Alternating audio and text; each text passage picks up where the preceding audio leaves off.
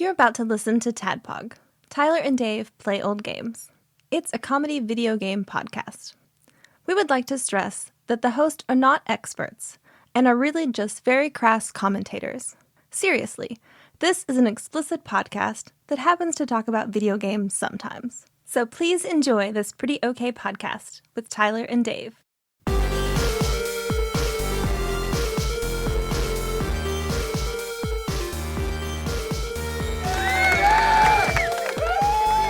Hello, Internet. Hello.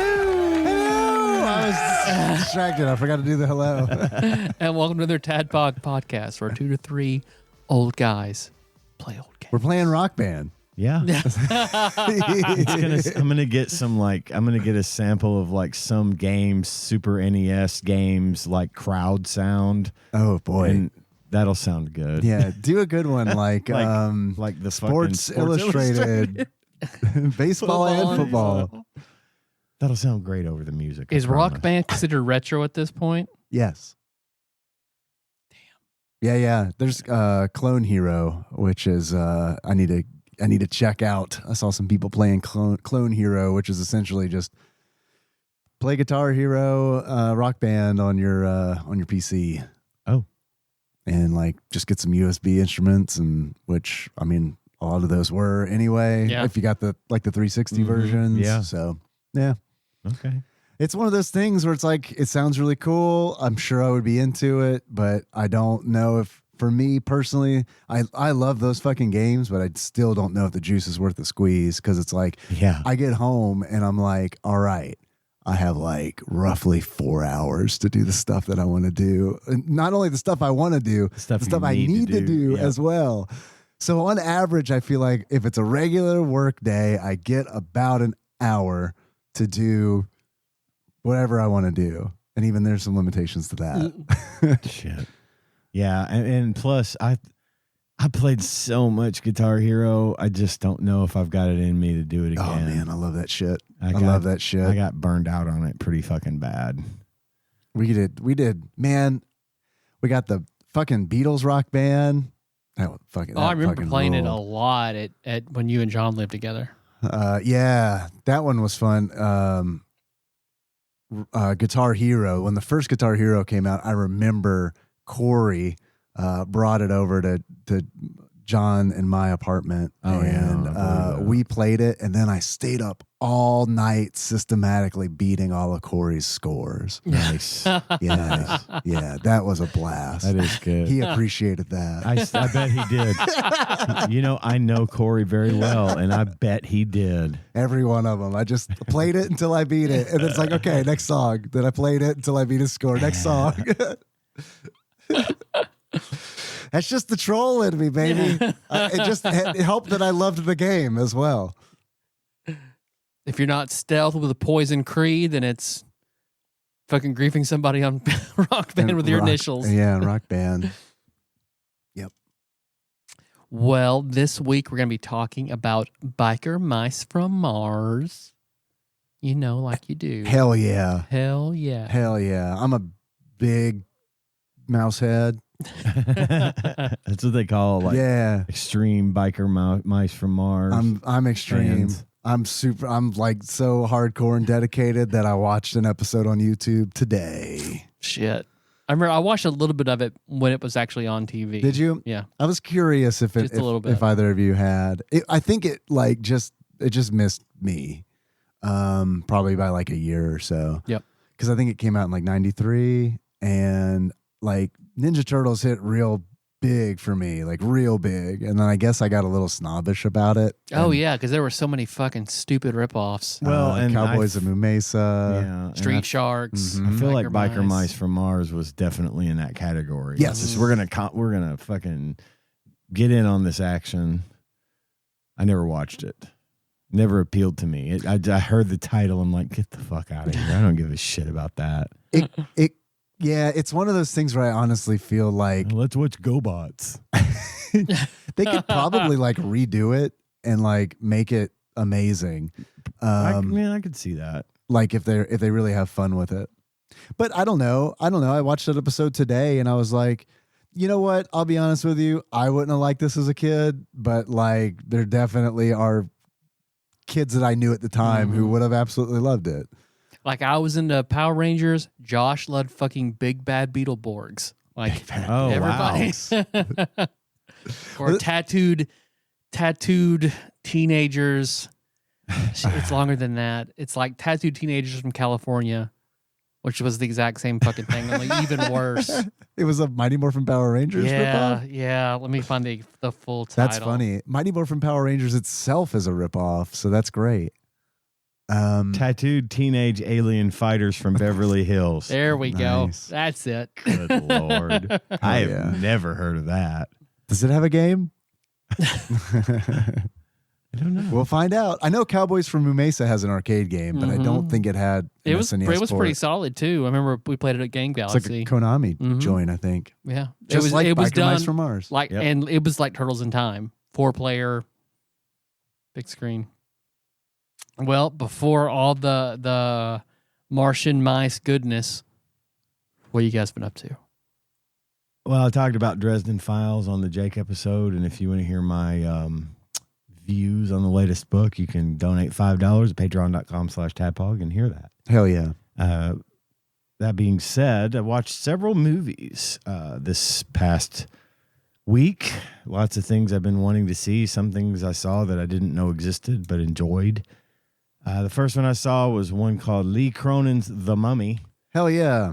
I want to watch that. It is extremely good movie. I really like it. The guy that directed it, Lee Cronin, directed Evil Dead Rise. Okay. And there is, you can tell that it's got the same sort of feeling. It's not really it doesn't really have that Sam Raimi flavor to it, but it's close. You can just tell that the guy has a style and that he was influenced by Sam Raimi.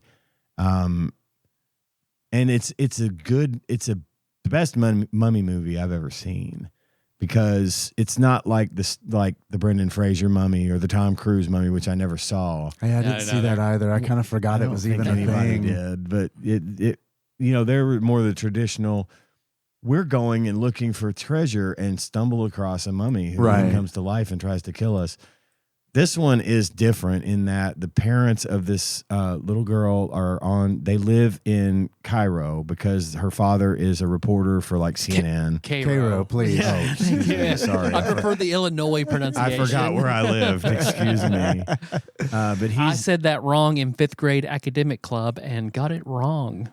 Really? Because I said Cairo. Oh, because you said nope, Cairo. it's Cairo. Dude, I got laughed out of a gas station in Versailles, Kentucky, because I called their town Versailles. Oh, yeah. I bet they get that sometimes. By the way they reacted, I don't think they do. No? Okay. Well, anyway, her father their family lives there in Cairo, and he is the correspondent for a big news network like CNN or something.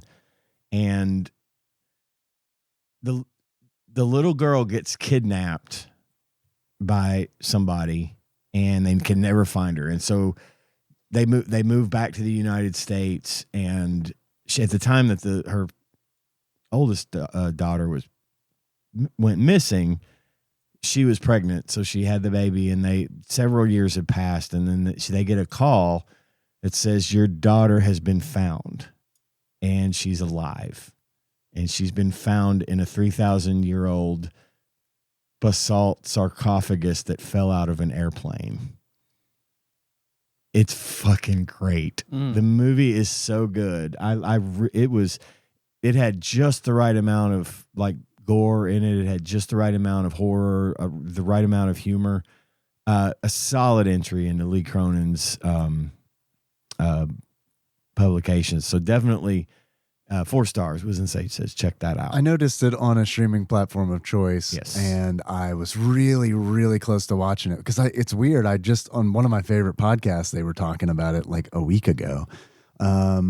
And so I saw it on a streaming platform of choice, and I was like, oh shit, I should watch this. And then I was like, fuck, it is long. It's a long movie. And it is 9 o'clock. And it was like, I can't do it right now. You're going to want to be all in for it. And I will say that I did not realize Lee Cronin was the director of Evil Dead Rise as I'm watching The Mummy, I'm like, this figured it out? feels like Evil Dead Rise. It's got kind of similar, architecture to it.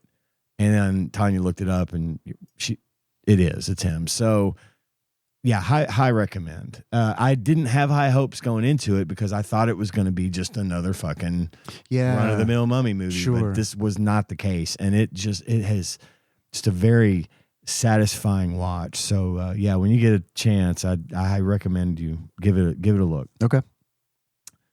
The next movie we watched over the past week was kind of an accident. We put it on HBO. There was a movie on that we were just going to put on to have on in the background without knowing anything about it. And it's called Is God Is. And Is God Is the film debut of director Alicia Harris. And it is a revenge story about two women who were burned alive alongside their mother when they were little girls by their father. And they survived. Their mother, who they refer to as God to each other, when they get old enough, when they get to be adults, they go to see their mother who is dying. She's been in a bad way ever since she was set on fire, but they kept her alive, and she's now reaching the end of her life, and they go to see her for the first time in several years, and she sets them on a quest to find and murder their father. It's a really good movie. When you said she sets them, I was hoping the next word was going to be on fire. No. That would have been really funny. Thanks for visiting me. See you in hell. You are cleansed. That sounds like a fucking sweet setup. It's a good movie. Is it a like what genre would you put it in? Think revenge, sexual thriller. Think revenge, Tarantino-esque revenge type movie. That's kind of the vibe that I was hoping it was going to be. Now, in an interview, Alicia Harris made it a point to state that she is not trying to emulate Quentin Tarantino, but it is Tarantino-esque. It's adjacent for sure. Okay. Just no feet. Just no feet. Not that I remember. Right. Different edition. Yeah. But that was kind of a sleeper. I had never heard of it, and we just watched it at random, and it turned out to be really good. So, yeah, cool. Again, another 3.5 stars for that one. Is it Tarantino adjacent in the same way that like They Will Kill You is Tarantino adjacent? Not that extreme. Okay. But okay, it's more Tarantino adjacent in the way of like California. Okay. Is, like it's a Tarantino movie, but not as much as you would expect from him. You know what I'm getting at? I do. You can see like influences. There. The influence is definitely there. Okay. So yeah, high recommend. Is God Is. Check it out. Finally watched Backrooms. I saw that was available on a streaming platform. We did watch it there. Thankfully, it made it there finally. Versus some of the others that took a really long time to get there, which is unusual. After they're digital, usually they're right up. So I don't know what the deal was, but we did watch Backrooms. What'd you think? I loved it. I did, and it was like my kind of movie. I don't know if I was just in the right frame of mind or what, but I really got into it, and it scared the shit out of me. I think it does in my opinion, it does a good job of getting you into the right frame of mind. I agree. Because it really does. The way that it kind of, I don't know, the way that kind of the way it drew me in, I was impressed. And I can't remember how, where exactly the film is set. But man, I got a real Better Call Saul vibe out of it, like from the setting, like the Arizona big gigantic furniture store that's mostly empty and there's very few people around and everything's kind of creepy and abandoned looking. It was just that I just got a Better Call Saul vibe out of that, and of course that did nothing but contribute to my love for the movie. It was terrifying to me. I thought it was more frightening for me than Obsession. There's some stuff in there that I was like, impressed that they made scary. I'll just put it that way. There's a thing in it that's like, oh, they did a good job making that scary. Like that could have not been scary. Enlighten me after the show. I will. There a lot of the fact that most of the like horror stuff happened in broad daylight, essentially. Sure. It wasn't dark. I mean, there was some dark corners, right? But the fact that the scares were coming where there's no mistaking it. It's coming. It's there. It's right there under the fluorescent lights. Yeah.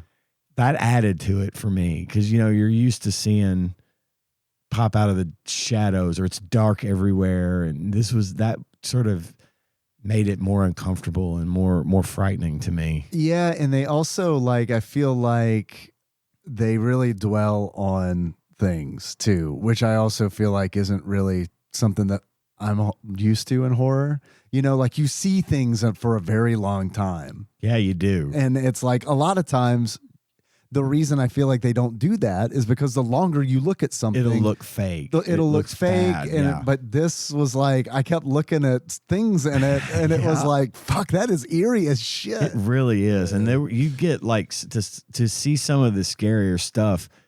In one particular scene, there was some shit in the scene that was like 5 full minutes long, and there was no hiding it. It was right there in front of you the whole time. I think I probably could guess what scene you're talking about. And it's just like, my God. So I really got a fucking kick out. Cool, of it. man. I'm glad you liked it. And I that's one that I will watch again to see things that I might have missed the first time around. Oh God, that was one where it's like Nikki and I watched that. That's the first rated R movie that we took Henry to. Right. I remember you saying that. So we all watched that as a family, and then we were laying in bed 2 nights later, and I've got my eyes shut, and then out of the blue, Nikki goes, "You know what? I think she was in the back rooms." And I'm like, what? I'm like half asleep. But what are you talking about? Yeah, and it does. She was still thinking about it. It gets in there and it sets up camp. It stays in your head for a while. Yeah. That's what I liked about it. Yeah, I know. I like movies like that. It just had the right vibe for me, and I was just like, I felt good. I was like, yeah, man, I really like that. It's a fucking win. So, easily 4 stars for me. Wizen says check that out. I want to rewatch because we've been talking about Obsession, and the back rooms reminded me of Obsession. I really want to rewatch It Follows. Because that movie is fucking great. It is a great movie. And watching Obsession reminded me a lot of It Follows. I could see that. And it was like, fuck. And I asked Nikki when we were driving back, I was like, have you seen It Follows? And she's like, no, I haven't. I was like, oh, that's right. I watched it one night while you were sleeping. And the whole time I was watching it, I was like, fuck, I wish she was awake. I wish she was awake to see this. This movie is so good. Have you seen the plans for the Obsession cinematic universe? Like his whole timeline of 5 different movies that he's working on? And I'm excited. It does. And all of them sound that good. Idea. Yeah. I do. But going back to Backrooms for one more second, we were watching the movie and I could not wrap my head around the set. If they don't win a fucking award for set design or whatever for that movie, I will be shocked because I was watching it thinking, surely this is like CG. This can't be real. Yeah. Tanya looked it up. They built that shit for real in an airplane hangar. I love it. It was so big that the set construction workers and shit would get lost. Yeah, movies are back, baby. Yeah. And between that and Obsession, it was like, this fucking rules. I know. And I was like, where the fuck did they get all that yellow wallpaper? Like, how could they possibly make that much yellow wallpaper and glue to be able to put it all up on these walls? Because it was fucking everywhere. And that's why I said I thought this got to be CGI. They've got to be doing some trickery. Nope. It was all practical. And I was like, Jesus Christ, what a fucking here for crazy thing. Yeah, me too. It was amazing. That shit makes a difference, man. For me, it makes a huge difference. And I hate that I defaulted to thinking it was fake. Well, right. But it was on such a grand scale. The hallways were 200 yards long. I'm like, there's no way. There's no way they had enough room to build this fucking thing somewhere. Yeah. Nope, they did. It's real. Turns out it's still pretty cheap to do. Apparently, probably cheaper than doing it CGI. But anyway, yeah, big thumbs up for that one. Cool. I'm almost done with Spider Noir. Nice. I'm very much enjoying it. As I said before, it's really good. It reminds me a little bit of the Dresden Files. Yeah, I totally see I mean, that. Dresden doesn't take place in, the fucking post-World War II era. But still that gumshoe sort of, and early Dresden. I'm a aesthetic, wizard, see? Yeah, see? And pre-changes Dresden. Yeah, and it's like, instead of being a private detective who has magical powers, he's a private detective who's Spider-Man, Which is pretty close. Yeah, I know it is. And so, God, I love it when he beats ass in that fucking show I know. because it's like it's great. It's such a great punctuation It really when it is. happens. And there's not that much Spider-Man. I know. That's what makes it But it great. works when because he's like, what you- guess what? I'm Spider-Man now. And it's like, oh, fuck, he's going to fuck shit up. What you do get is awesome. It's Yeah. really well done. Yeah, totally. And I love how the villains in that show are like, fucking people from the 1940s so like Electro is just this fat dude. Yeah. Which is And great. Flint because is just this dude. they're the right, because that's Sandman. That's how they are in the comics, Yeah. but it's like of a different era. So I love that. Yeah, I'm And with you. I Is love it that they keep Gator? Yes. Is that the name of the villain in the comics? Gator, the one that lives in the sewers? I don't know, but he's just a dude. And have you watched the whole thing? No. Okay, so they get into how they all came to be, and it's great. Okay. It's really good. So if you're thinking about finishing it, I recommend it. I haven't finished it, but I know I'm like right there. We have a bad habit of falling off of shows. Like we get momentum, and then we lose that momentum for like a minute, Sure. and it's like, oh, okay. And I fell off of Spider Noir for about a week watching something else, and then I got back into it because I didn't want to forget.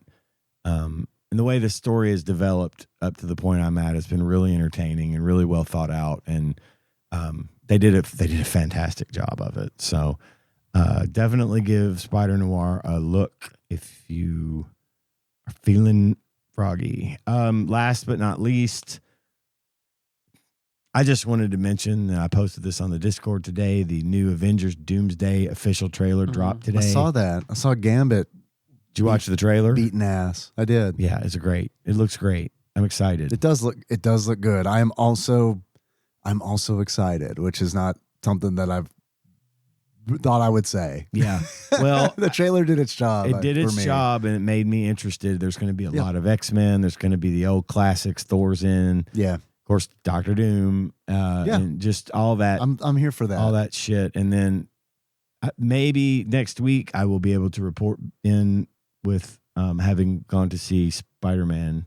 We're planning on going Sunday Nice. to see Spider-Man. Brave New World. Is that what it's called? Brave New World? Yep. Yeah. Okay. Which I think we'll Brand have. New Day.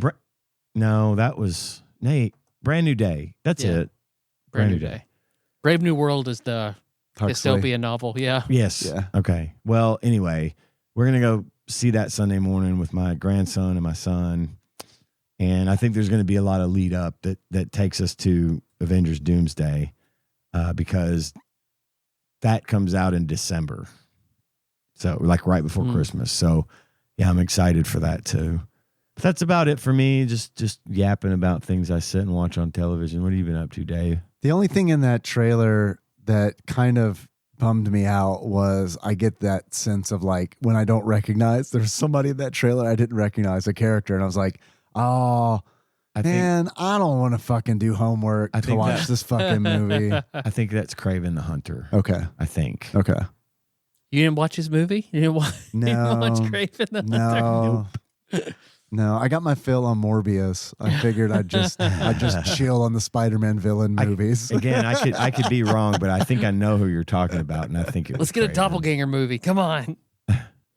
Yeah, I'm trying to Or think. a Shriek movie. A Shriek movie. Good Lord. I don't think I'd watch that. Even if it was, I guess if it was good, I would. But like, wow, what could you do to make that good? Get Gene Simmons to play Shriek? And then it's not even good for the reasons you want a movie to be good. It's just like a spectacle. What have I been up to? I've had a real doozy of a week, so I haven't like been doing a lot of fun stuff. I'm still playing Final Fantasy V, doing the 4-job fiesta. I don't need to get all of the legendary weapons, but I'm doing it anyway. Because I really only need 4 weapons because I can only play as 4 different jobs. And it's like the legendary dagger, not replacing the chicken knife with that. So, but fuck it. It's one of those where it's like, I'm enjoying doing it. So it's like, might as well just stretch it out for as long as I can. So yeah, once I get the last tablet, do the last dungeon to get the last tablet and get the last 3 legendary weapons, I'll fight Bahamut, and then I'll go into the interdimensional rift. I have plans I feel like this party can beat Shinryu, and I feel like this party can beat Omega. I don't think Omega is going to be a problem at all. Omega's in that Final Fantasy VI that I played, the T edition. Oh, yeah? Yeah, beat my fucking ass, and I had not been back. So whenever you go to in the World of Ruin to the underground castle, he's patrolling those caves. I got you. Like Warmech is in Final Fantasy 1? Yep. Yeah, I don't think Omega's, knock on wood, I don't think Omega's going to be a problem. Bard is rules in Final Fantasy V. Bard fucking rules. They got Romeo's Ballad, which I'm pretty sure Omega is just going to put him on lockdown, I think. The Bard's job is just going to keep playing Romeo's Ballad. Every fucking turn, play it. And then Bard also has Requiem, which is essentially works like a D&D cleric's turn undead. So it's like I went through an entire dungeon and it was like I didn't realize the enemies in this dungeon were undead. All of them are. And then I just happened to try Requiem because like one of the enemies is like one of those hanging enemies and he kind of looks skeletal. And I was like, fuck it. Because it either does damage if they're undead or it does nothing if they're not. So usually I just don't fuck with it because it's like, why risk it? But then I did it, and it's like, everything takes 4,500 points of damage. All right, sweet. Oh, you one-shot everything when you cast this. Great, perfect. Oh, songs don't cost MP. Great, better. So it's been fun because I'm playing that game in a really weird way. Like I've got Berserker, and because I've got Berserker, I've got the Rune Axe on Berserker because as long as your Berserker has MP, the Rune Axe does critical damage. That's the gimmick to that weapon. I got so many fucking ethers because none of my party members use MP. Oh. So I just feed this fucking Berserker ethers to gain MP back, and it's just critical after critical after critical. It's been fun. It's been fun to it's been a really good way to learn about a game. Mm-hmm. I'll put it that way. Because normally, like when I played through it the first time, it was just like, I don't know, Blue Mage, just all the shit that is just going to break the fucking game. And, I don't really have to think about it. I can just fucking steamroll through this shit. This has been different, and that's been fun. Other than that, played more Biker Mice from Mars than I probably needed to talk about it. I'm caught up on Chainsmoker Cat. The 3rd episode is real nice, Clark. Are dubs out yet? Dubs should be out because I think they're on a 2-week delay.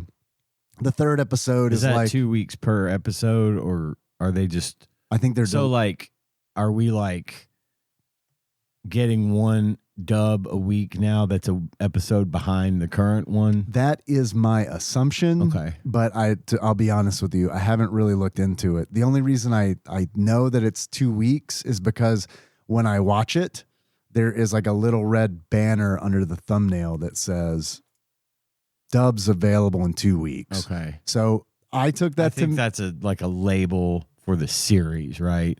That's what it looked like. Okay. Yeah, it wasn't on the episode itself. Gotcha. So I don't know. It'd be nice if it all came out and it's that way, dub watchers can be as current as sub watchers. But the 3rd episode is probably the best so far. It's funny.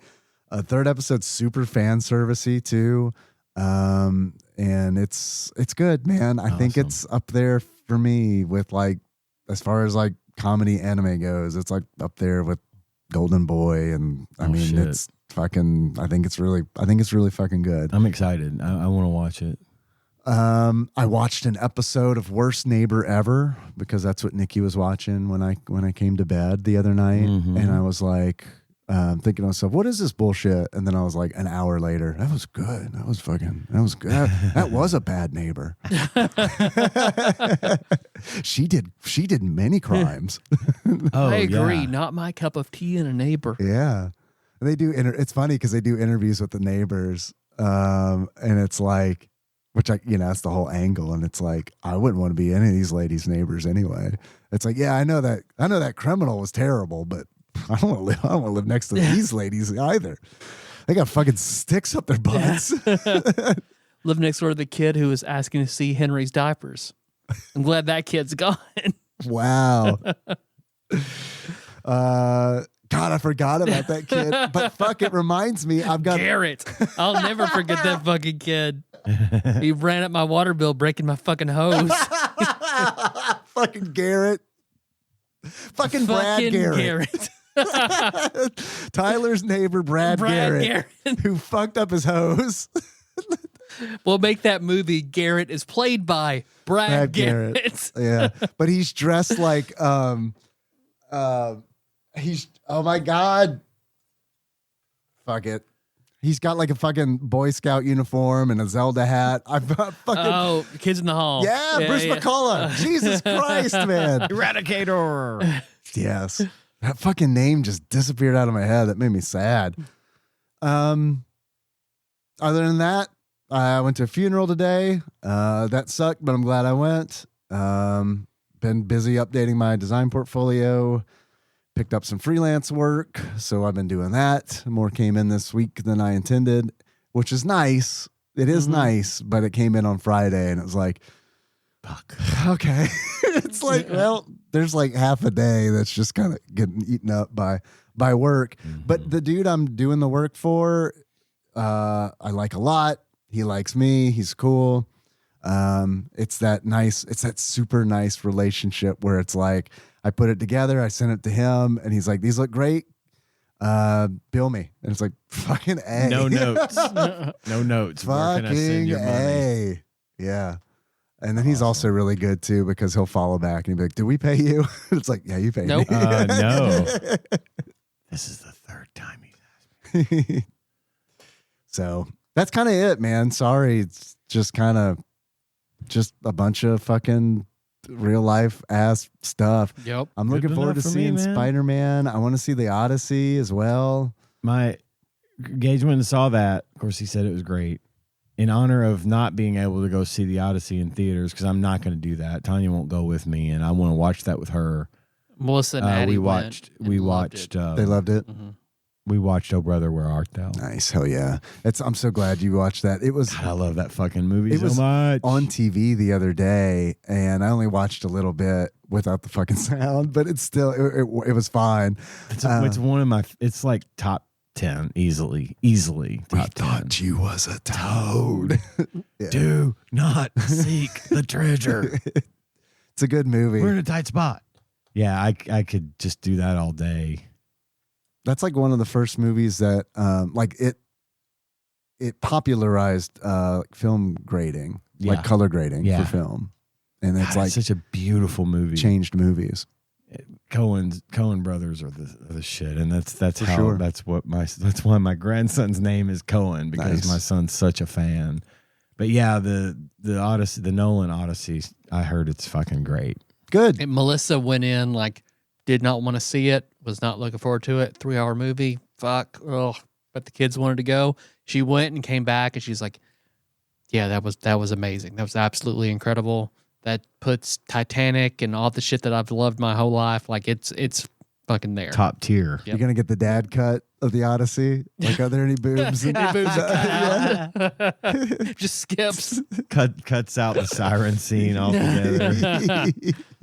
I'm glad to hear they liked it. I've been staying away from reviews and stuff, but I know that like people have like, people were shitting on that movie from the trailers, and it's kind of one of those things where it's like, it's Christopher Nolan. Can you Right. I feel like he's earned a shot. Right. And I like let the man cook. Let's just see what he does. The only movie of his that I've ever heard bad things about was Tenet, and I never saw that one. I didn't see Tenet either. But I wanted to. I wanted to see it. Was it, like but- COVID fucked with that. Yeah, I think. and Gage said when he I went only to like the David version. That's it. Yeah. when he went to the theater to Hawk. see it, he said that there was so much gunplay in that movie. It was just like insanely loud, and like it got to the point of being like almost unbearable. Really. But I kind of want to watch it just to see what the fuck. I watched Brittany Broski's Royal Court, where she has Matt Damon and Anne Hathaway on. She's interviewing him, and Matt Damon you tell he's upset because he was like, I've done 3 movies with Chris Nolan now.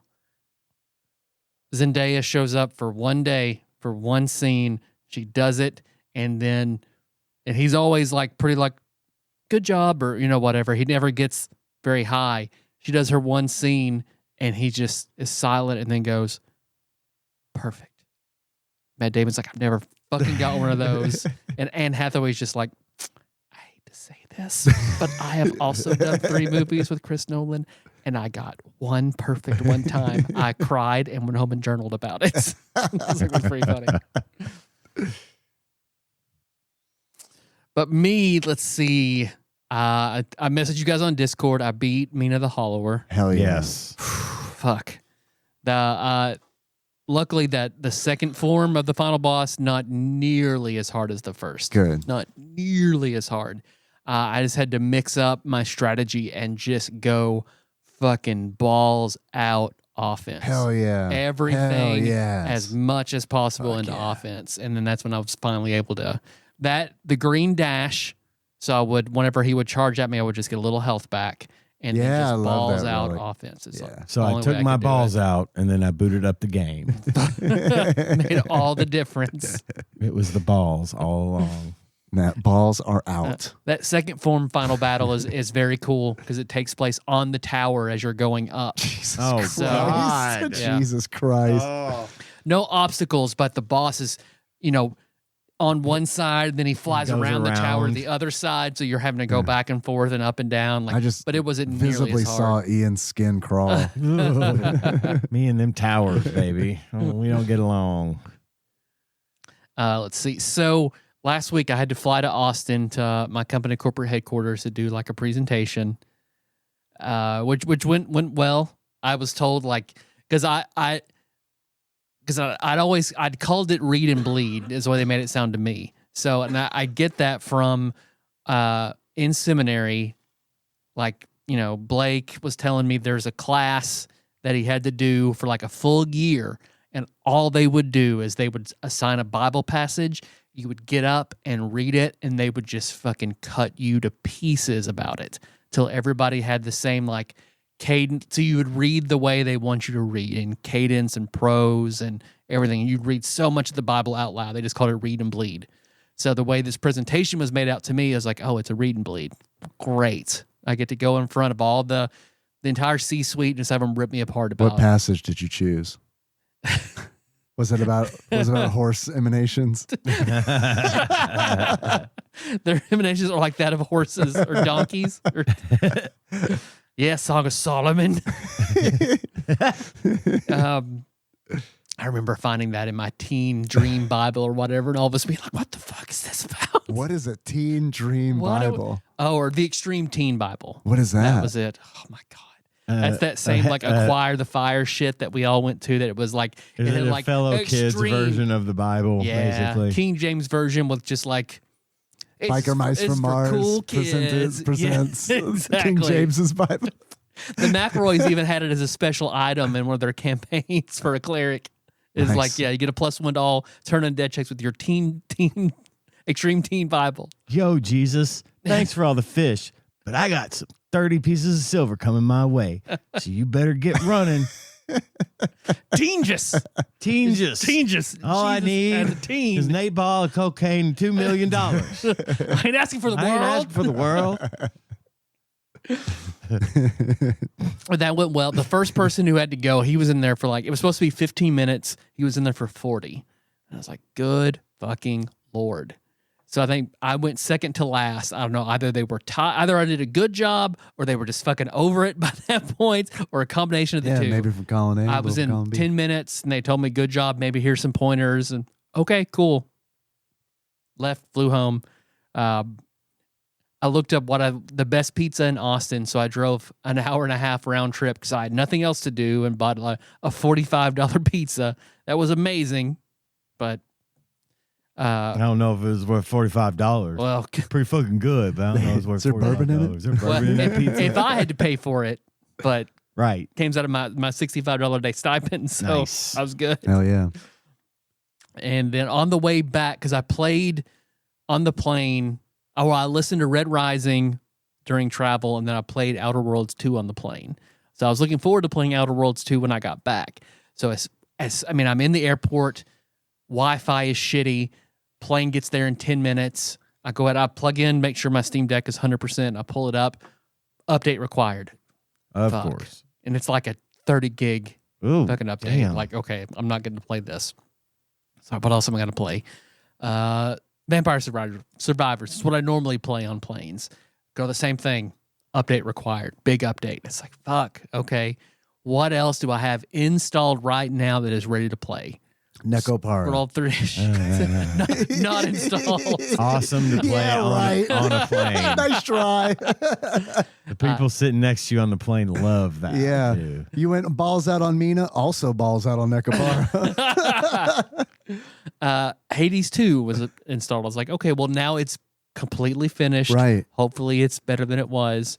I thought you liked it a lot. I did, but the weapons, just the flow was really weird. I couldn't get over it. I've been also playing some Hades 2, and I kind of feel the same way. It's like it's just a south of Hades. Well, I finally found a weapon that made sense for me and upgraded it, the way to my play style.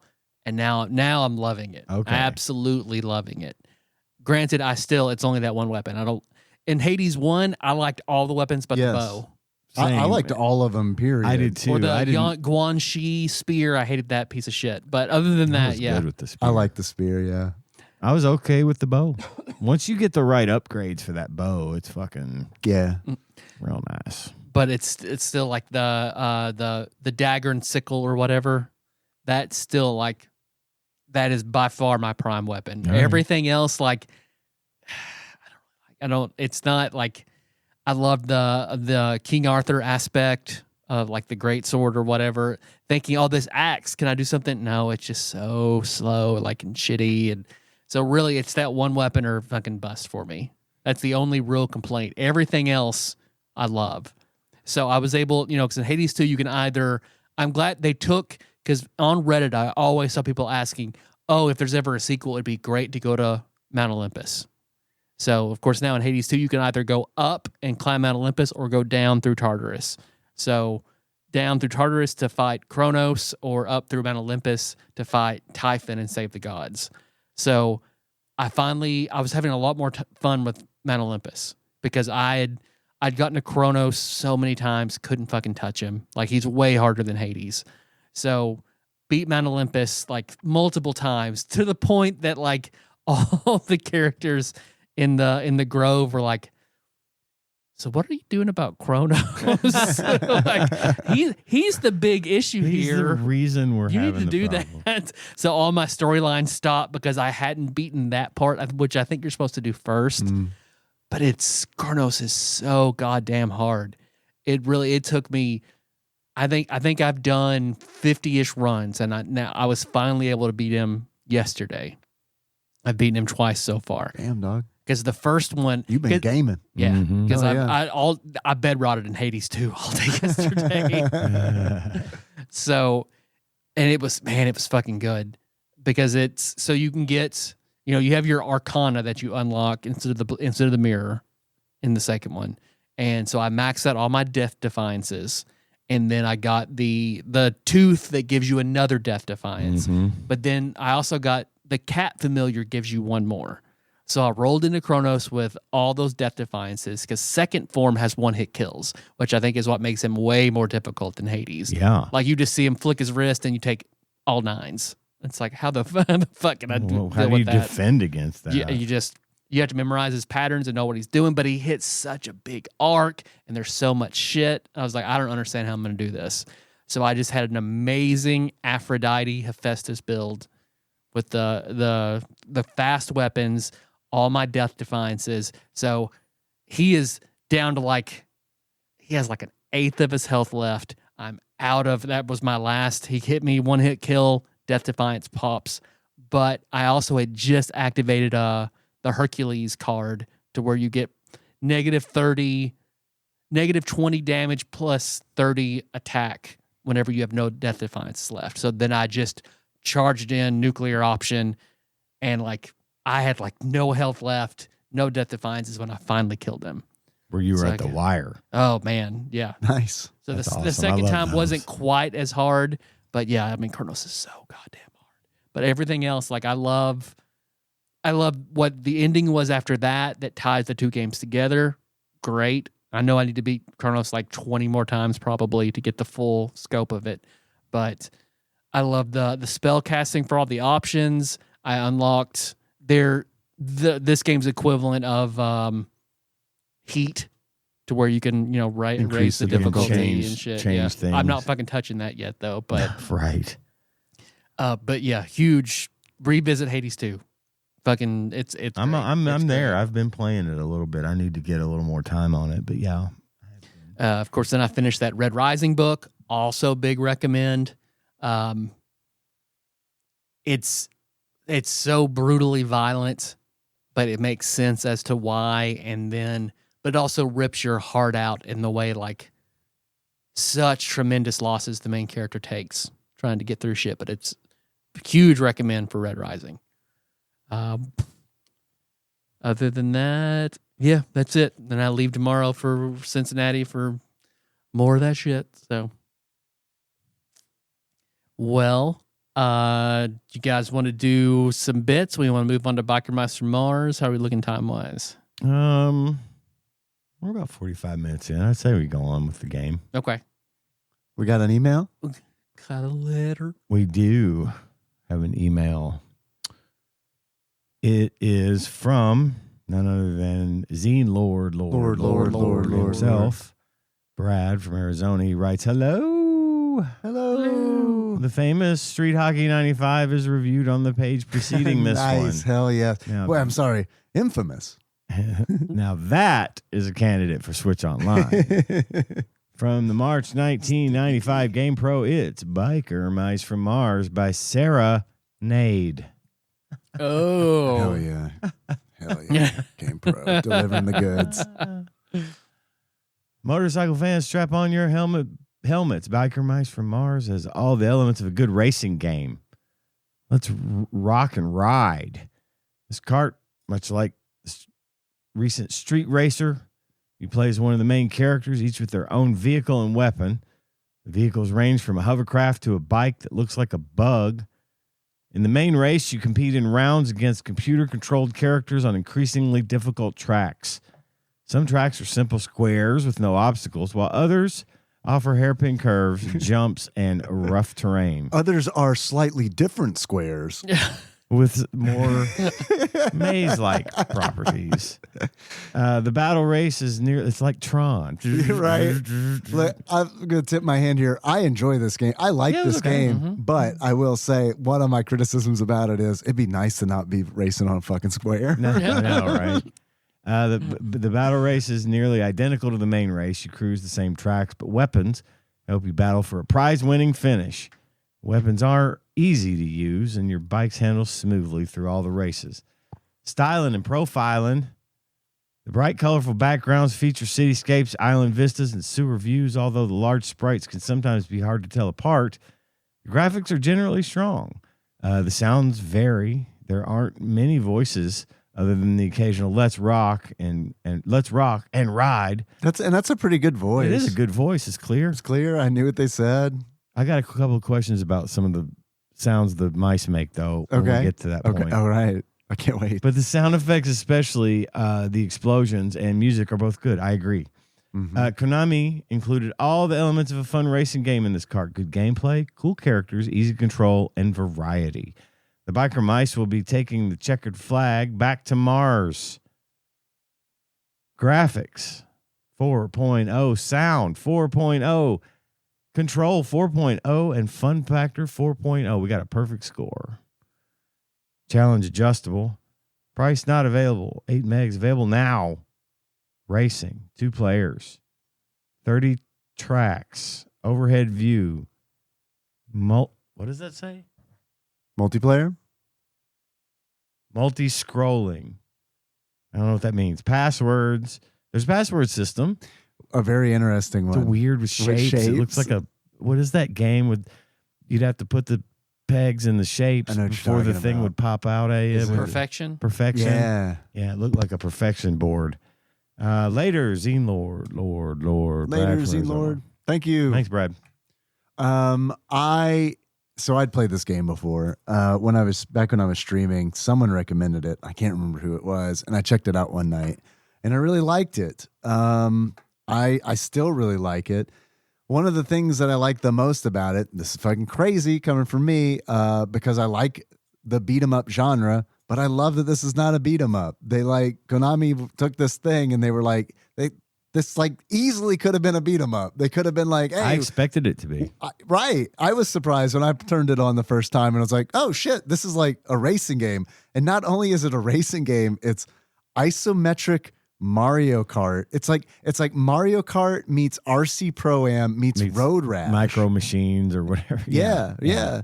So that's neat. Meets Gran Turismo with all your optimization you can make. Yeah, the customization that you do on the bikes. That's a nice touch. I feel like it's easy customization. It is. You pick from a category: it's engine, weapon, armor, speed, and handling, right, and acceleration. Right. You just make them better. Right. You don't have to.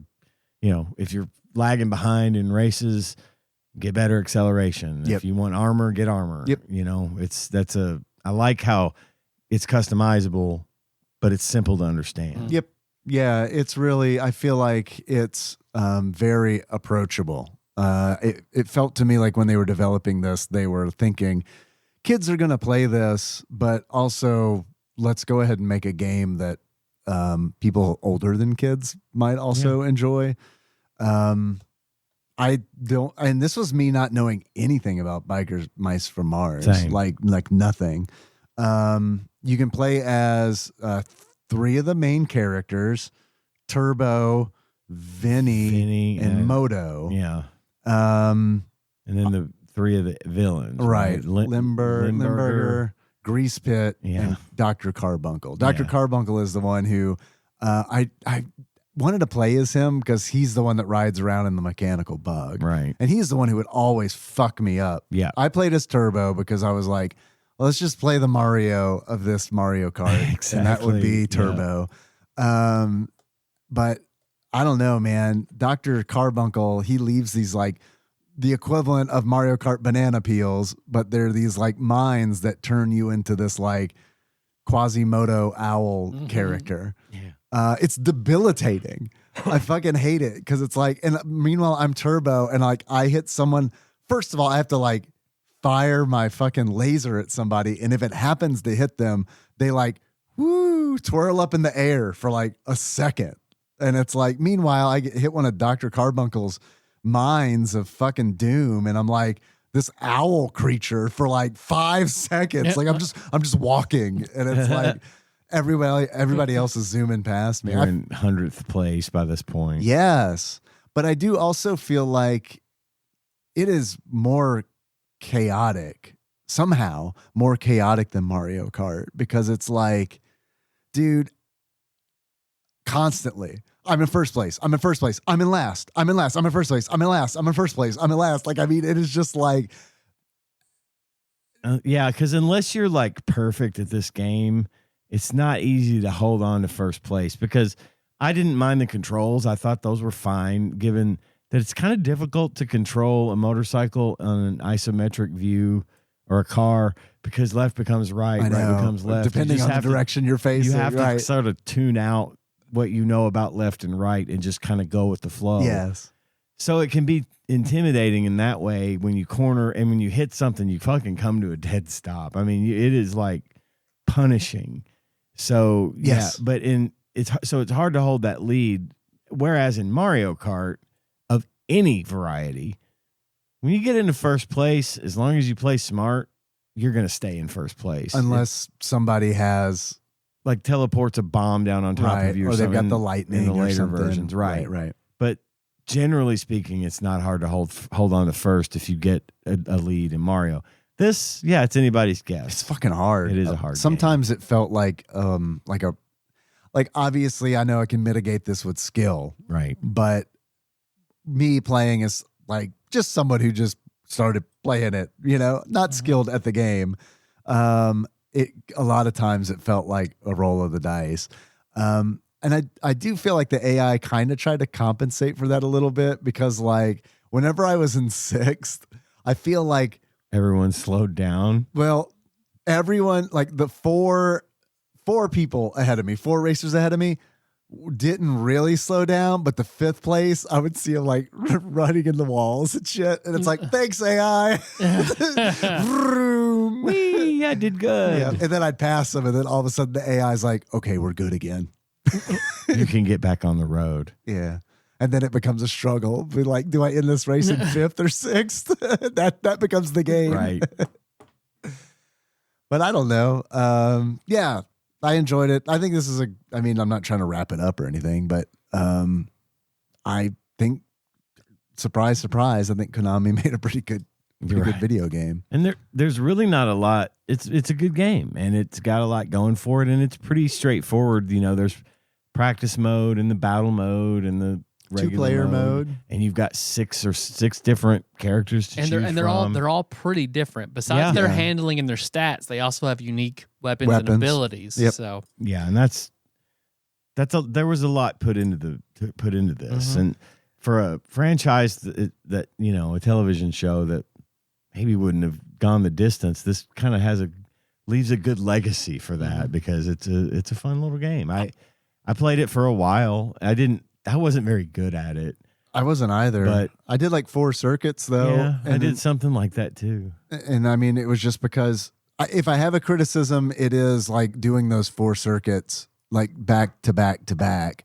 I got a little tired of seeing the same tile sets. Yeah. I got a little tired of pretty much racing in a square. I know they do change it up and they add little passageways and stuff, but I mean, it's not like, I feel like RC Pro-Am on the NES had like more complex tracks than Biker Mice from Mars. And there were some nice little touches, like when an enemy would be behind you and firing his weapon that could hit the fire hydrants and blow them. And yeah, that's very some cool. Environmental damage there, and that's pretty neat. It was rudimentary, but it was still nice to have that effect. I agree. And there's also in some of the tracks, like one of my favorite tracks, like they have hazards.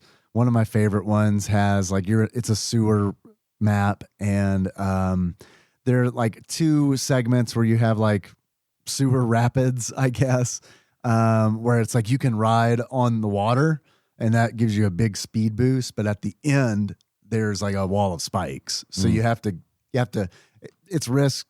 I like that you get to decide, do I do something risky to try to move ahead or play it safe and stay on the sidewalk area. I like that. And there's one map that has like, it's like in space because it's one of the space maps, and they've got like these fans on like circular like blowing fans on either side of the track, and so it introduces wind physics into the race. That's annoying, but also neat that they did it. The only reason it's really annoying is because the AI can do it perfectly. Right. And you're struggling. And you're reminded that you're a human. Right, yeah. right. But I'm curious, Tyler, because I know you're not I feel like Ian and I enjoy racing games. I know you're not. I could count them on one hand racing games that I like. This game is perfectly playable for me. It's not something I'm going to play on my own whenever. Right. But didn't mind this game at all. Just like I'll compare it to rock and roll racing. Yeah. very, very similar vibe, and that's about the same level of enjoyment for me between those two games. So would I replace Rock and Roll Racing on IGN's Top 100 with this? There's a case to be made for it, but yeah, that's tough. Because I mean, Rock and Roll Race, it's crazy how much I enjoy those fucking like MIDI renditions of those like songs. Popular songs, right. Yeah. But it well-known works. song. It works. Yeah. I honestly think the gameplay is better in Rock and Roll Racing. I don't think that I would replace it personally with Biker Mice from Mars. But I think there's something to be said. I mean, there are games in IGN's Top 100 Super Nintendo games that I would consider taking off to put Biker Mice from Mars in there, and like the low, like low hundreds, the low hundreds, 90s maybe, yeah. And I think with a little more polish, even I think for me it really was the controls that I had the most trouble with, because I wanted to be able to drift around a corner. I know, right? that's like you get that big boost, right? Because you do that, and it's like with R and L, and it feels so good when you do it right because they pop that wheelie and you get that big boost of speed. But that's another risk reward thing. You can't control it. Right. You're going straight ahead You get at one whatever shot. the fuck you're pointed at. And I would have liked to see a little bit of a drift mechanic there so I could start my turns earlier, cut some seconds off my laps. Yeah. You know, I agree. That little bugaboos like that are the only complaints I have. You know, it's a simple game with complexities built in. Yeah. And it's not a hard game to pick up and play. And eventually I got better at it, but I just still never felt like drifting in Mario Kart is one of my favorite things in the world about video games, right? It just feels good. It feels exciting, especially when you like fucking ride the edge of a rainbow road and you're just barely about to fall off, but you pull that shit off and get that big boost and shoot ahead. Yeah. That kind of shit I love. Yeah, it's great. I wanted a little something like just to trim those corners, because you're basically turning, you know. Yeah. It's not very, it's like you're at a 90 degree, which is why the courses are square, because it's all built around that R and L wheelie mechanic. Yeah. Because that's where you get your big speed boost from. Lots of straightaways, in other words. Lots of straightaways, yeah. I watched because I want to know, like, what's the record for this game? And someone beat it in 30 minutes. Wow. Yeah. So I was like, what are they doing? So basically it reminded, remember those toys that like it was like, I say bike, but it had wheels, like it was just like a seat on the ground with wheels, and it had a weird handlebar where if you turn it side to side, you go forward. Yeah, we used to play dodgeball on those when I was in middle school. We called it crab dodgeball. Well, the way the guy was driving on the speed run looked like he was riding one of those, because he was constantly making little turns to boost his speed, and then pressing up and like up when you go up and down when you go down gives you a little bit more. And then so he would do a jump and get way the fuck up here, but the track doesn't differentiate where you are on the plane. So if you're way up here, you're still hitting 90-degree turns 100% in the air. That's funny. So he would do that and get first place very easily, and then just immediately bomb the next two races, and then pick it back up again and do that again to get first place, because he would just max out 2 races in the heat or whatever and then move on. Why? Because I mean, as long as he had points to get first place. He would cancel out of the race. Cancel out of the race. He would forfeit the race. So he didn't gotcha. So he didn't have to do the race. There. Yep. Gotcha. So he cut every race by 2/3 as far as just the by time. making sure he got, and then he played Vinny, so then everything was just poured into speed, because Vinny's speed is so low, but his handling and acceleration are super high. So then he would compensate by maxing out his speed, and then you've got a perfect racer. Yeah, I should have done that, because like Turbo was. I shouldn't have played as the Mario of. He's so vanilla. Biker Mice from Mars. And you don't really got it. You don't. There's nothing to really shoot for. Yeah, because I played Vinny, and I kind of went that route where I was focusing on the engine upgrades versus. Oh yeah, that's how all I the play other shit games was anyway. already Yep. high. Handling is always first, then acceleration, then speed. That's why, like Top F-Zero, speed. I'm Samurai Gora every time. Every fucking time. Give me the max handling, max, because I'm going to fucking suck anyway, so may as Right. well have some control. Some control. Oh, do you guys have any achievements for Biker Mice from Mars? I have 13 achievements Holy yeah. shit. for Biker Mice from Mars. Holy shit. My first achievement is get your mouse to Mars. Hell yeah. And to get your mouse to Mars, you play Biker Mice from Mars Fuck yeah, that's while awesome. watching reruns of the old TV show from 1993. There is a Terminator reference in the first episode. Is there really? Yeah. Nice. Yeah. He literally says "Hasta la vista, baby." he's the ex-Terminator. I love Dr. it. Carbuncle creates well, there him. you go. And Nikki and I watched it, and we both laughed because it's obvious. Like this is Terminator. Hey, we're Terminator Right. fans, everybody. My next achievement is Trust But Verify. And to get Trust But Verify, go to play the game on Nintendo Switch Online, only to find out that it is not, in fact, in this Nintendo Switch Online library, The reason why we're doing it. which is the reason why we chose to do it. Why? Wait. Who told you it was? Was it chat? Tyler did. I told you it was? Yeah. Oh, sorry. It's okay.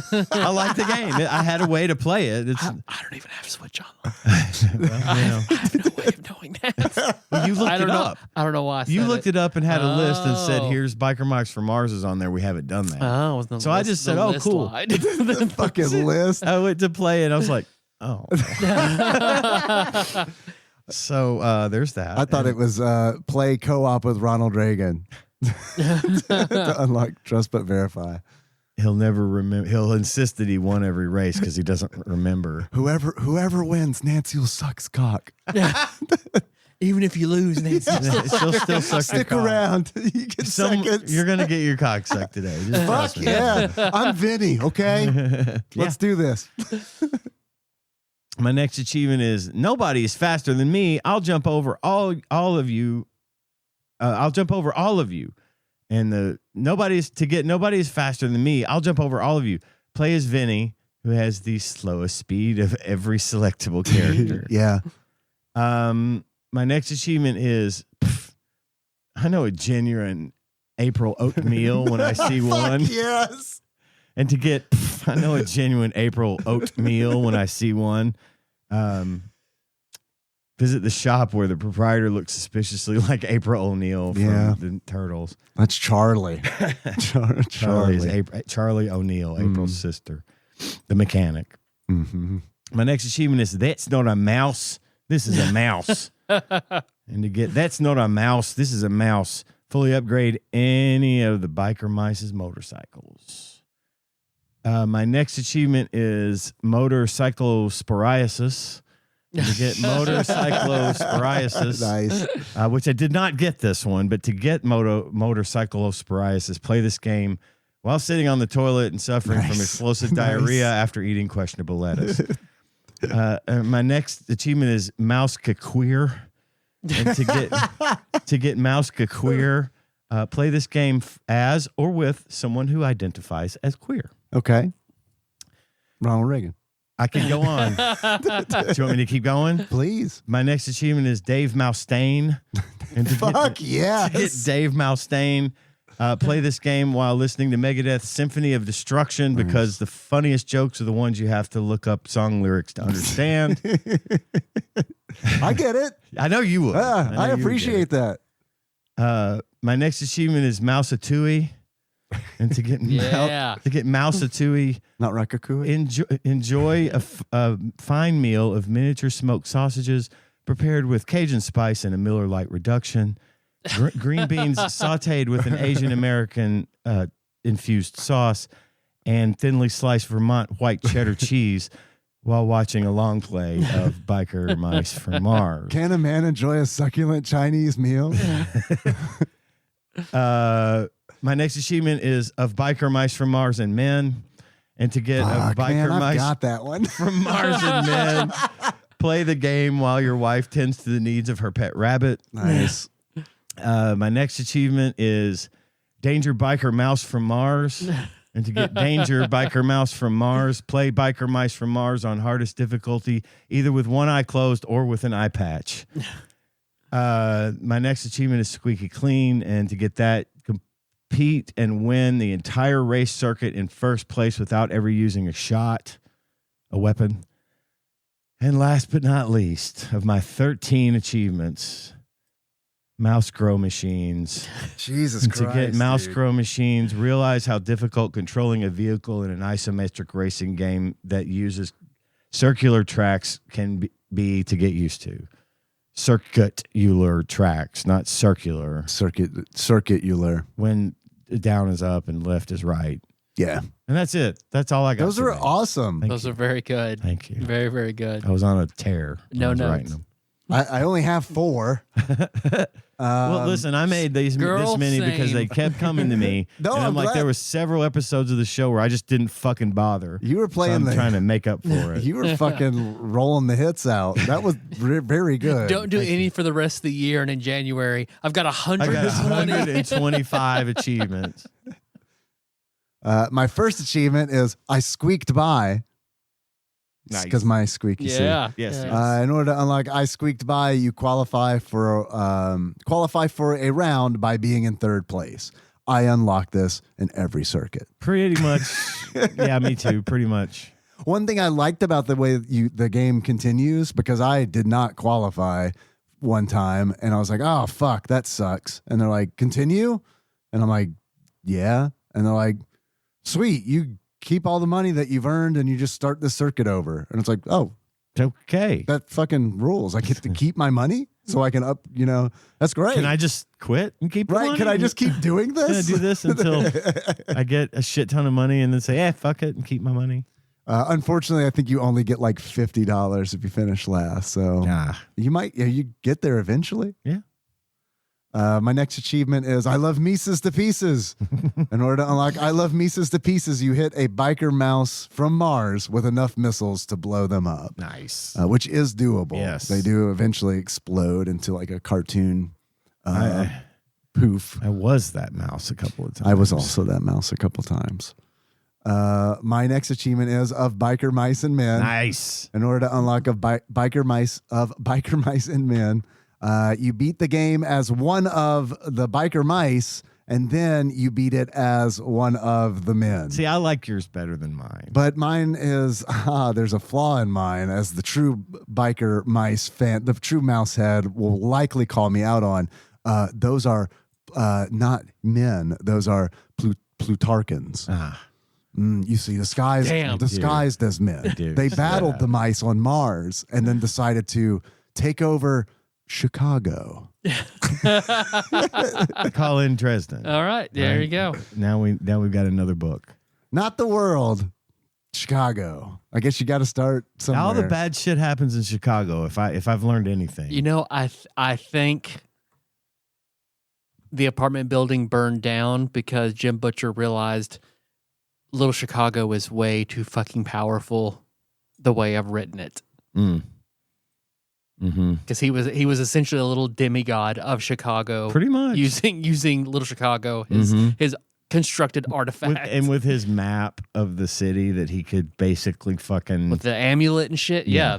He was god of Chicago. Right. So. There's no you got to go. You got to go up from here. So time to tear it down.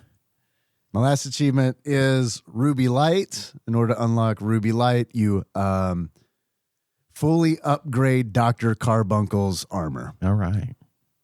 I get that reference. That is a Final Fantasy reference for anybody out there who gives a shit about those games. I did not understand that reference. I am done with achievements. Tyler, do you have? Read me your 4, please. I've got 5 now. Fuck! Oh, Because I had to make a squeaky achievement. you off got the the top of third my place head. achievement. I know. today. No shit. Let's see. My first one is Jim Tan Laundry. And you unlock Jim Tan Laundry by winning as Vinny. Jim Tan Laundry being the Jersey Shore thing. Right. Jersey Shore, Vinny. It's racist. Yep. Let's see. My second one is Spice for House Harkonnen. You win the game as Limburger, who looks like Baron Harkonnen in his little fucking ship. Thirdly is some Bowser Jr. shit, and what did I say? You knock out all the other racers by turning backwards and firing weapons as Limburger. Yeah, that's his. That's thing. a nice feature. Then I've got 3 Blind Mice come in last place as all of the mice. Nice. I like that one. Yeah. And then my last one being Squeaky From. Mouse is squeak, mice squeak. So play this with a cultist who identifies as a mouse. Squeaky From being the cute flirty fisher from the Manson family. Yes. Okay. Well, Manson babies. Manson babies. What do you think? What do you want to do? You want to do how much you think this game is, or do you want to do Flopsy first? Let's do flop. Let's guess the price. No, let's do Flopsy. Flopsy? Because it will color what we say based on the rarity. Either way. Yeah, either way is We're gonna... Because getting then some you're right, we don't get a pure undiluted result. So either way. yeah, so which one do we care about getting more than the other? The Flopsy. Same. So let's do how much is this game Okay. first. Okay. All right. How much do you guys think this game is? Biker Mice from Mars. I bet it got a high rating, and I bet it was very popular, and I bet I mean, it's we're doing- Konami. it's and it's Konami, and it would be in demand. I'm gonna say Yeah, Konami. So that's probably gonna raise Konami in the the price 90s right on the SNES. Yeah. $33. there. $33 from Ian. What say you, Tyrone? $27. $27 is pretty close. I'm gonna say $55. I'm gonna say $55. Hopefully it's lower than that. $55. I get to play this time because Grim sent this in as a spoiler on Discord. Let's see. Biker Mice from Mars, loose on average, according to pricecharting.com at the time of this recording, is, whoo, boy, $99.97. Holy shit. Yes, Cuban B. Damn. Yes. Cuban B. Shot indeed. real low on that one. Damn. Damn. All right. Open. You can get a graded copy for $3,300. Oh, it paused. That's what Even. I stopped it. It paused in mid. Interesting. I did Leave. Belit before by accident, and then Yeah. it did Eve it. Leave it. Eve it. Leave it. Go away. Leave it. It's Christmas Eve. It'd be great if you kept it paused until Christmas. All right. So, based on that information, what do we think Flopsy has to say about this game? They gave this game at least 4 stars. I can tell you Yep. that right now. Yep. This is at least 4 stars. I don't That's exactly what I was thinking. think it's 5 stars. I think there's a chance they might give it 4.5. But 4 is as low as I can go. No, 4. I'm on board for 4. I'm on Ford. Fucker only runs downhill. Am I right? What do you think, Ian? I'm going to go with 4. Okay. My belief is that it's 3.5, Okay. but I'm going to vote 4. Okay. I really think it's But just to say, if it's 3.5, you get an honor point. yes. Fair enough. So okay. So we're gonna go with 4 stars. We know this game is $99.97. What do we think? But that probably has more to It's do the with the quality Konami. and Konami. I think it's uncommon. I don't think it'll be common. I mean, I'd very be shocked if uncommon. a fucking common game was $99 in under Yeah. any circumstances. That's I'm almost leaning more very uncommon. very. Yeah, but see, the thing is, it's I don't think it's rare. there are other games that are expensive like that, and it's not because there was a scarcity. It's because no one wants don't to wanna sell sell. their copy. That's fair. I'm Uncommon? You split the difference then? good to go uncommon, That's but what I okay. think. but it's also Konami. It feels like they would it not. would be tough to have an uncommon Konami game. But you know, but it is Maybe almost the- $100 fucking dollars. And Maybe it's the in- initial release could have come out. They didn't sell a whole lot, so they didn't make a whole lot more. and it is not a super well known franchise. It's really not. No. But you saying franchise raises another one of those points where it's like someone might buy Biker Mice from Mars, not because they're into collecting Super Nintendo games, but they're really into Biker Mice from Mars. Yep. There is that. Yep. I mean, we kind of ran into that with fucking Wizard of Oz, didn't we? Or Yeah, you're right. Yep. That's still rare, right? Because they just buy That is Wizard part of of it. Oz Yeah. merchandise. Yeah. Fucking Irem Skins game. I'll never forgive you. All right, 4 stars, uncommon. 4 stars uncommon. Yep, I We're good think with so. this? Mhm. Okay. According to Flopsy, aka the Ultimate Nintendo Guide to the SNES Library 1991 through 1998 by Pat Contry, courtesy of Monster Roll Mike. I didn't fuck that up. It's totally fine. Also by a mysterious benefactor, which may or may not also be Monster Roll Mike. Biker Mice from Mars. Gentlemen. Genre racing, comma, action. 2 genres in one. Release date, December 1994. Developer, Konami. Publisher, Konami. Players, 1 to 2. Simultaneous. Special features, password save. Availability. Very uncommon. Shit. Should Honor listen to point. Honor the title. point. Honor point. However, it's a 4-star game. Wow, very uncommon. Wow. The reflections here are by KY, who says, you don't have to be familiar with the Biker Mice from Mars cartoon to enjoy this game. It isn't focused on story, thank God. So that would fucking take me right the fuck out of this. Yeah, same. It isn't focused on story, so knowing the character's relationship is unnecessary. The game uses an isometric view, which is good for easily spotting hazards. One of my biggest gripes with another racing game, Super Mario Kart. But it can cause confusion since left and right turn the vehicle in those directions from the character's perspective, not yours. Yeah. So, all right.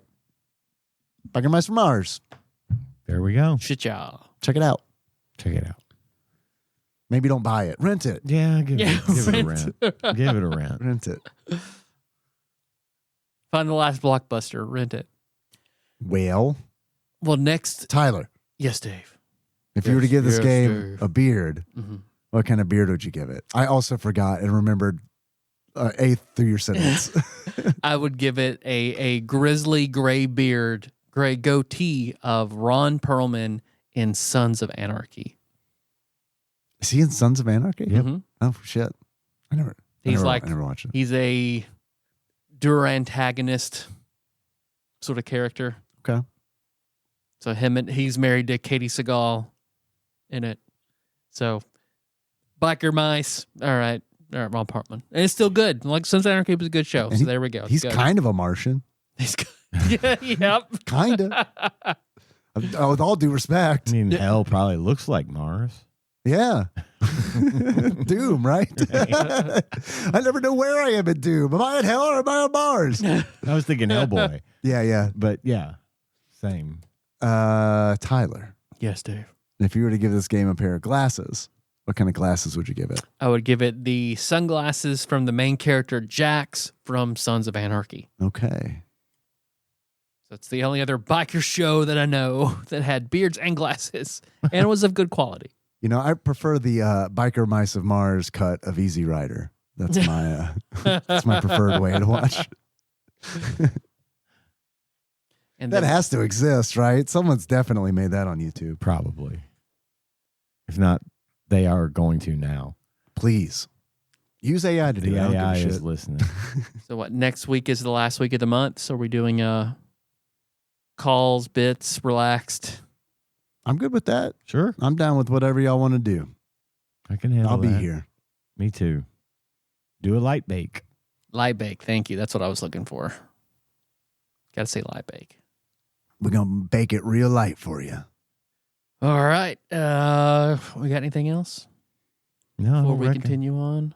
All right. Well, lots of shit going on, but mostly importantly, there's that Patreon. Yep. Patreon. Patreon.com/TADPOG. If you didn't already know, $1 a month gets you access to all of our bonus content that we've recorded in the past and set aside just for Patreon subscribers. Except for the Jake stuff. For the Jake stuff. And The that's why I mini-pod. said the stuff in the past, because in the present, we are recording a mini pod every week before we do the show. But we've been doing the Jake stuff for so long that we could argue that those are also in the past. Pre-Jake content. Okay. That we don't do anymore. BJ before Jake. Before Jake. That's exactly what I thought of when you said BJ. Me too. Yeah, every time. And so for $5, you can give us $5 and be a Jake. And then Jakeify your name. I read those names once a month on the show. But more importantly, you get access to our mini pod that we record every week right before we start recording the regular show. It's fun. Where we just kind of freeform and get shook out and warmed up and say complicated things to get our vocal cords lined up. Things like that. It's true. We do. And then I say things like, sometimes when I was a child, I used to think that maybe I was a peanut. And that's real complicated. I got to think about it for a minute. It gets deep. It does get deep. And then if you give us $20 or more, not only do you get access to the ancient bonus content and access to the we open the vault. Access to the Jake tier, you also are now branded as an executive producer. And I read the names of our executive producers on the show every week as a gesture of thanks. And to this week, I will do that again. Starting with Jesse, Why Ask Why, Drink Bud Dry, Cubicle Monkey, Enthusiast Jeff M, Sandwich Pope, Phil H, Gamebug Prime, Nathan E, Pinball Airplane Archmage, Chris Edler, sorry you couldn't be on this episode, Lord Micah P, Louisville Correspondent, Princess Consuela, Banana Hammock, Flavor Trick, Taryn D, got choked up, D Pope Sandwich, that nice guy from Michigan, Paul Pound Sterling, real nice, Clark. And last but not least, Zachary H. Thank you so much. Hell yes. Thank you. For your generosity to all of our donors, not just our executive producers, but all of our donors.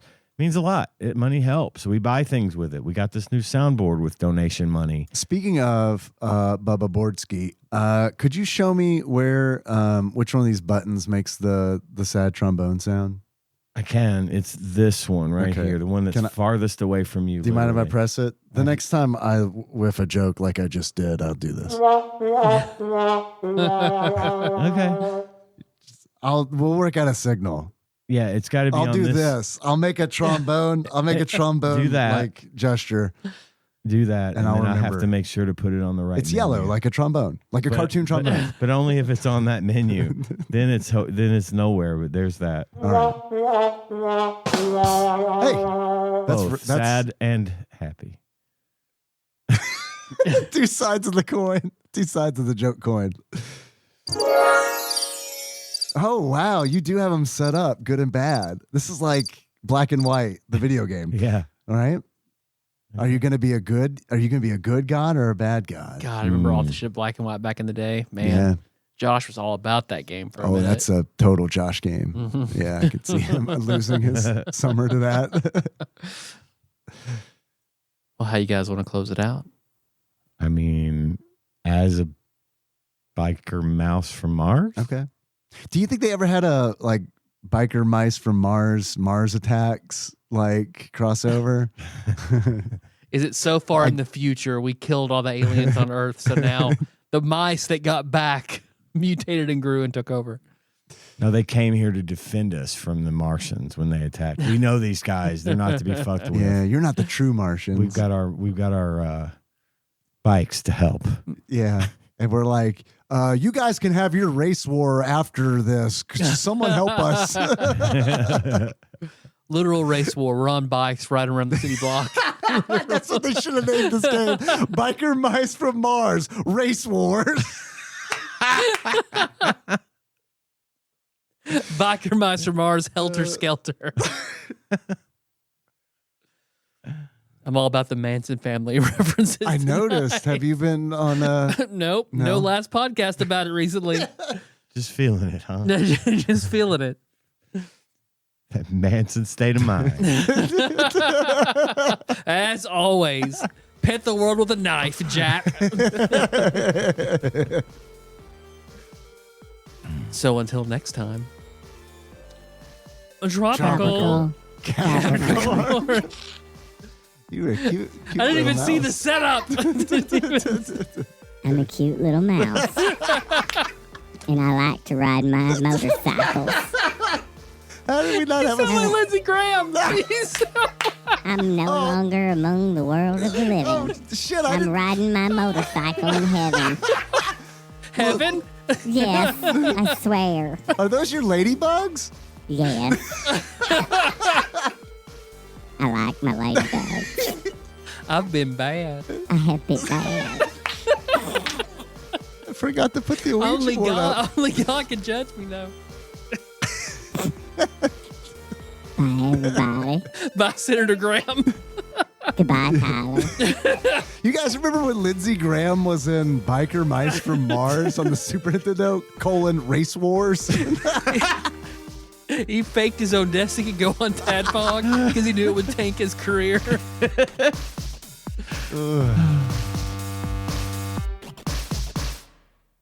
TADPOG is hosted and produced by Tyler Holland, Dave Moore, and Ian Chandler and releases new episodes every Wednesday. You can find them on Apple Podcasts, Spotify, YouTube, and just about anywhere else podcasts are hosted. If you have a question or comment for the hosts, don't hesitate to call us at 270-883-2555 and leave us a voicemail. If we like it, we'll play it on the show and respond. If you'd like to send us something, you can do so at TADPOG Studios, care of Nicole Nance, P.O. Box 3785, Paducah, Kentucky 42002.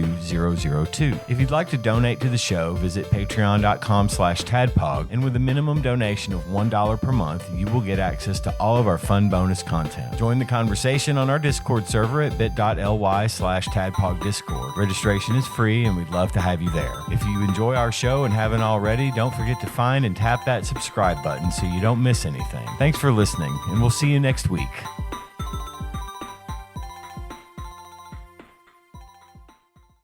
I'm a cute little mouse. And I like to ride my motorcycles. Believe it!